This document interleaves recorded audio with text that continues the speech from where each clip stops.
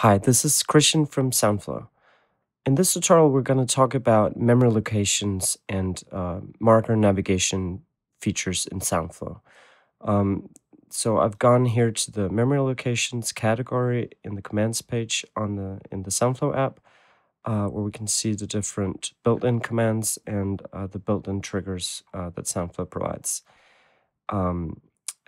Just to quickly go through them, there's go to next marker, Control right, go to previous marker, Control left, extend selection to next marker, that's Control Shift right, and select extend selection to previous marker is Control Shift left.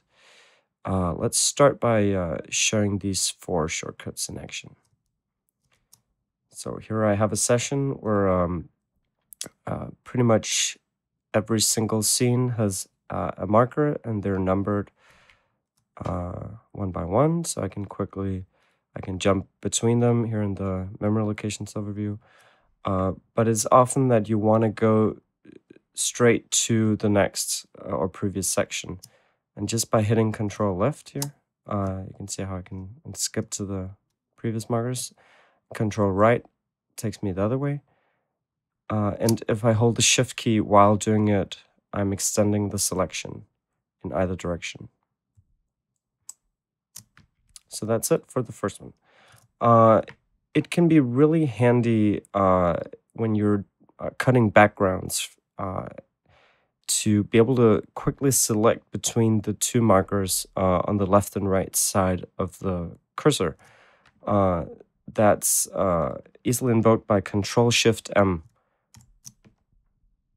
just like that. And after that, you could, trim the background to those cuts, for instance. So what's also really, really handy is the ability to search markers in SoundFlow. So if you're working on a feature film or a TV show or something that's a little longer, you can end up spending a lot of time navigating horizontally through your session, trying to find, where was that scene again? So what I've done, what I always do is that as I said, number all the scenes, and I also include sometimes a 3-letter code for the location. So let's say I want to find one of the APC scenes. I press Control M. This brings up all the different markers, and then I can just search through and quickly see, oh yeah, it was the second exterior scene at the APC. Just hit enter and then I'm there. Or let's say it's the bedroom scene, and I don't have to spend as much time searching through. Yeah, that's it for the default memory locations. Let's quickly go over the temp markers that we've also set up. So you have access to 10 different temp markers numbered from 0 through 9. They work by the numpad. By default, you can obviously assign all these shortcuts to something else if you'd like. But as per default, you create a temp marker by hitting Control Shift and then one of the numpad keys, and you go to a temp marker by clicking Control and then the corresponding number key. So let's see how this works. Let's say in this bedroom scene, there's a piece of dialogue that I may want to, or maybe it was an effect that I may want to use in a different scene. I can then easily remember this location by pressing Control-Shift-1. This saves the current location to temp marker 1.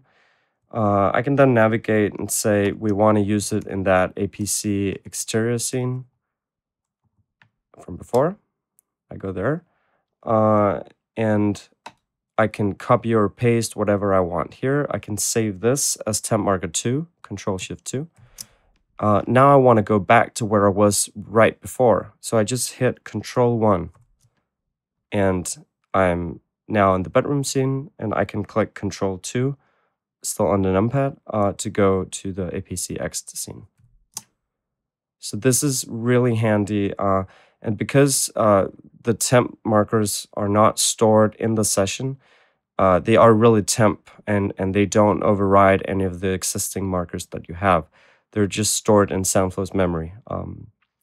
So yeah, that's it for the marker navigation features in SoundFlow.